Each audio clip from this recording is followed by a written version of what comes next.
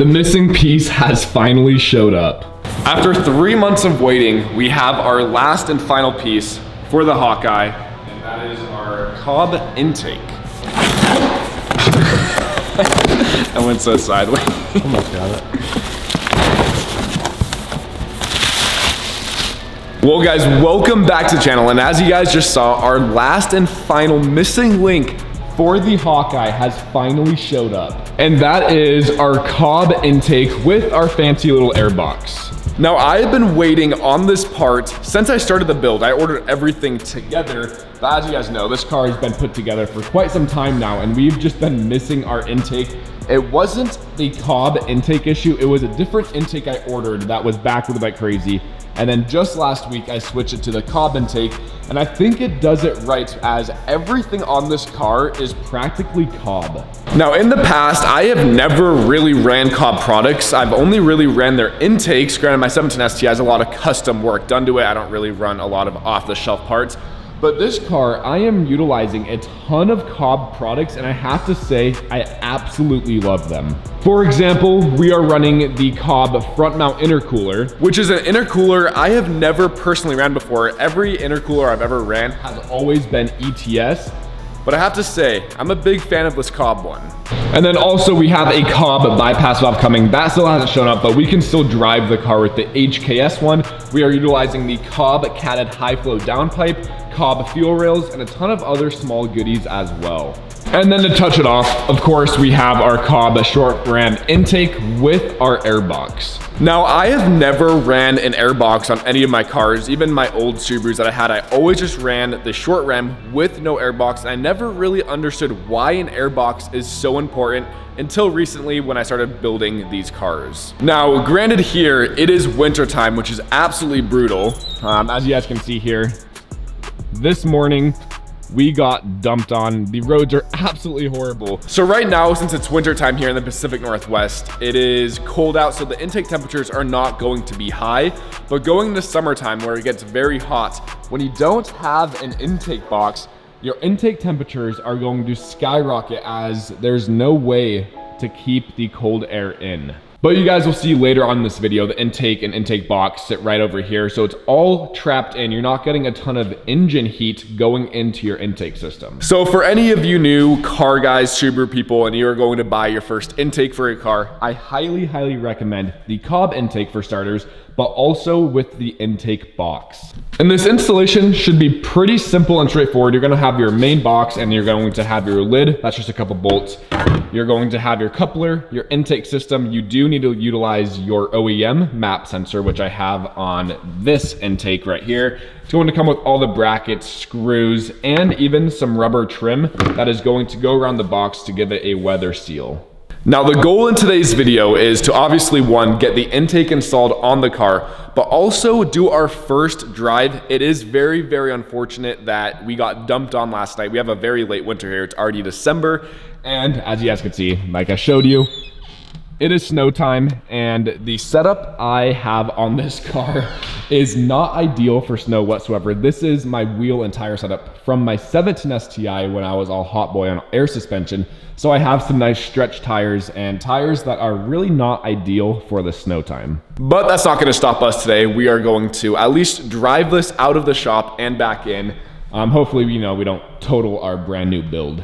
If you guys have been watching the channel for a while, I'm very proud of this. I spent several hours yesterday reorganizing and cleaning the shop as we are about to shift onto a different build. I always like doing that after I finish one project, completely clean everything and get ready for the next build. You guys are gonna have to stay tuned for the next video. I am so beyond excited for this build series. I know some of you guys are excited as well. It is not a Subaru. But in the past, I've always had my toolbox and important stuff on the back wall, but in reality, I always work on my car in the center of the shop, so it's very annoying having to walk to the back wall to the car every time I need something. So I reorganized the layout, put all of the crucial stuff in front of me, and then all of the stuff I don't normally use sits on the back wall to keep this area nice and clean. But here's a little sneak peek of the next build.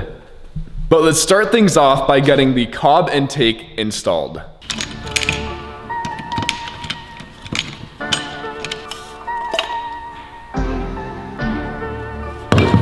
This thing looks brand new.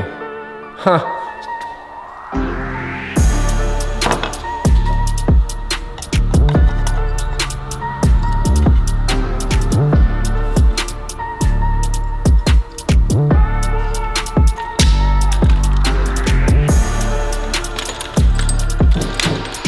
How you doing? Good, how are you? Good. Issue I'm running into right now, it seems like this map sensor is barely not the right size. It's gonna be hard for you guys to see on camera.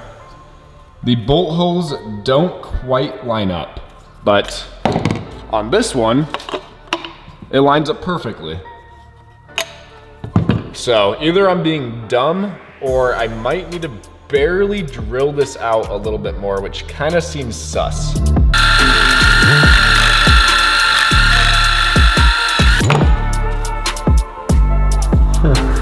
There we go. A little bit sus, but we were able to get this to fit in perfectly. But now with this map sensor on, we can go ahead and start building our box and getting this thing pieced together. So we are running this Cobb intake with the airbox, and as you guys know, we have a Cobb front mount intercool on here. The nice thing with the Cobb airbox is it is designed to fit with the piping, but I did not realize that this does not come pre-cut, and it does not come with a template as well. Apparently it's supposed to. Cannot find where they would have sent that. So from looking at other pictures and videos of how people had theirs cut, I got a rough idea of where I need to cut. Obviously there's two lines. One line is the proper one, and it is going to follow on the back side as well. It's going to be a kind of weird shape here, but apparently that is supposed to be perfect for this part to sit through. So we do need to go ahead and remove this charge pipe, get that box placed in, get a better visual of what needs to get cut, and then get that thing cut out.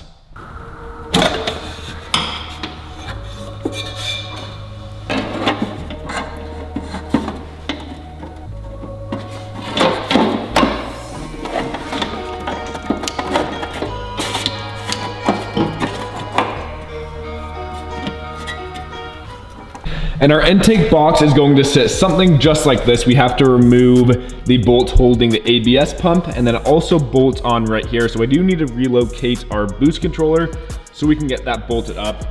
But we kind of have a visual idea of what we need to cut out of here.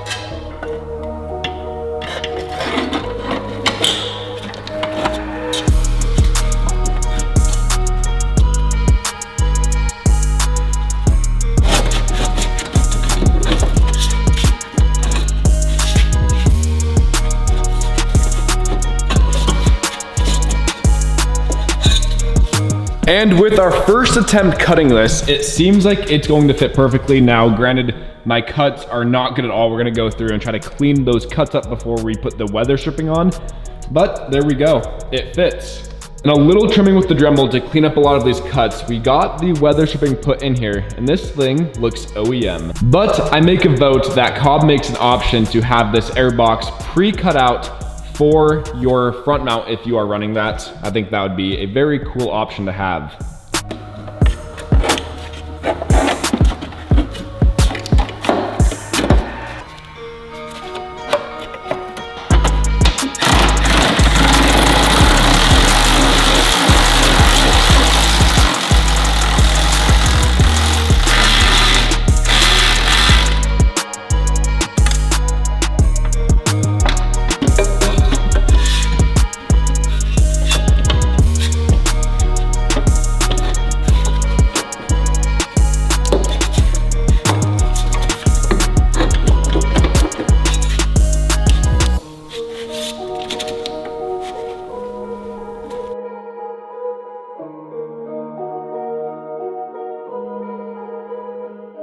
Now that we have the box bolted on with our charge pipe running through, all bolted down as well, we can now run our intake inside the box. There we go, we have our intake system fully hooked up now, and I decided to run the coolant expansion lines to the radiator in the box. I don't know if that's how you're supposed to do it, but it cleans up the space a lot more. Now we just have to throw on our top plate and this thing is done. Now that we have the Hawkeye finally complete, let's go ahead and drop on the ground and we're gonna drive it outside. The first official drive of this car is about to happen and nothing should go wrong, I hope.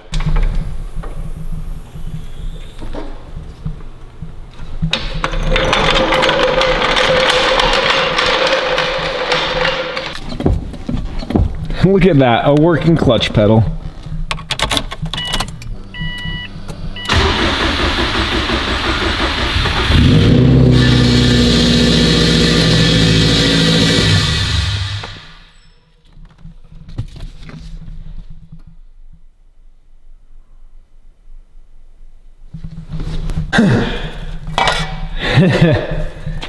That scared the crap out of me. I forgot this wasn't bolted down.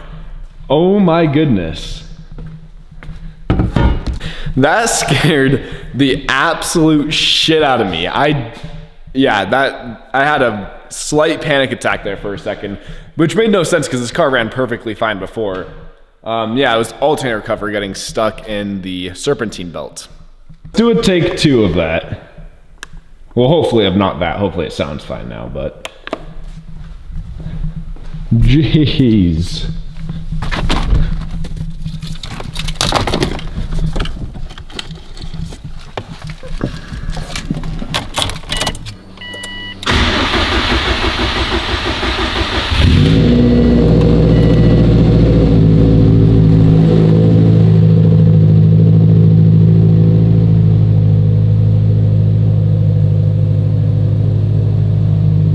Sounds much better this time.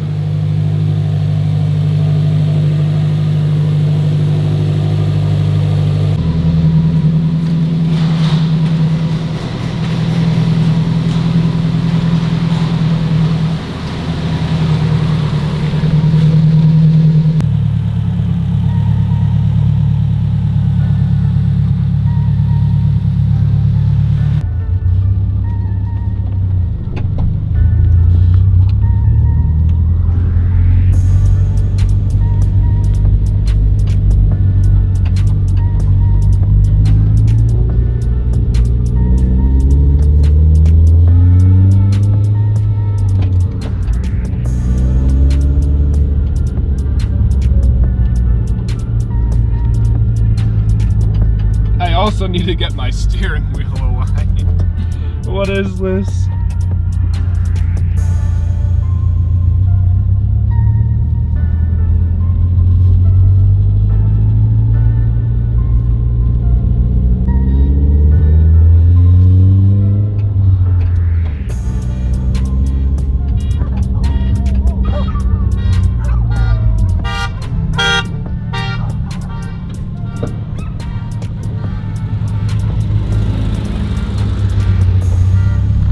Okay, well, I don't know if you guys can see me. I don't have any brake pressure.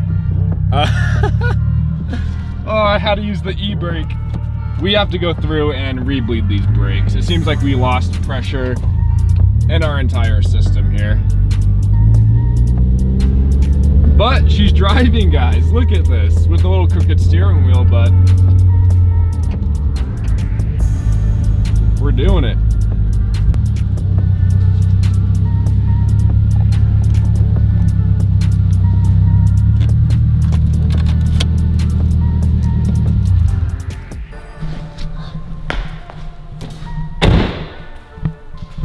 There we go. We just did our first drive in the Hawkeye. It runs so well. Obviously, we need to go through and re-bleed the brakes because I completely forgot about that, and it's snowy and slippery, so having no brakes at all, a little bit sus. Thankfully, our e-brake is quite tight. We were able to stop and we made it back safely. Off camera here, I can go ahead and get these brakes properly bled so we can stop. And then in the next video, we're either going to just jump straight onto a dyno day with Josh, get this thing tuned, or it might be a nice like POV driving video, sound clip, stuff like that. But this video may be held off for a while. As I told you guys in the beginning of the video, we are doing a crazy build, restoration, fix, whatever you want to call it, on one of my cars. If you guys don't know, you'll find out in the next video. but that project will be a very big undertaking for the time frame I'm trying to do it. But with that being said, thank you guys so much for watching today's video. Make sure you're just subscribed to stay tuned to the whole build series we have coming. Plus, we still have some dyno days, street days and stuff with this car as well.